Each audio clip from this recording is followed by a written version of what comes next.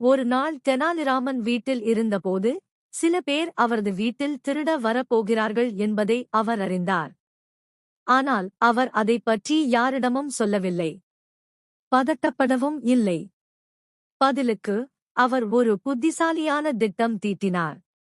அன்று இரவு எல்லாரும் தூங்கிய பிறகு தெனாலிராமன் தன் மனைவியுடன் பேசிக் கொண்டார். இந்த வீட்டில் வைக்க எல்லாம் பாதுகாப்பாக வேறு இடத்துக்கு மாற்றணும்.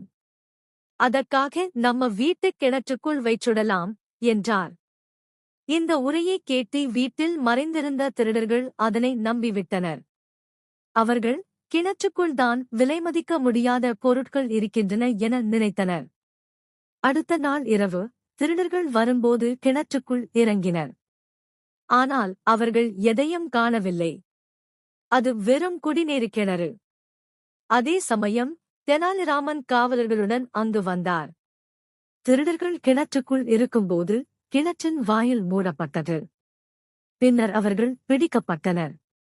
இவ்வாறு தனது புத்திசாலித்தனமான யோசனையின் மூலம் தெனாலிராமன் திருடர்களை பிடிக்க முடிந்தது. பாடம். சாதாரண அறிவும் ஆபத்து நேரத்தில் கூர்மையான யோசனையும் எவ்வாறு உதவுகிறது என்பதை உணர்த்தும்.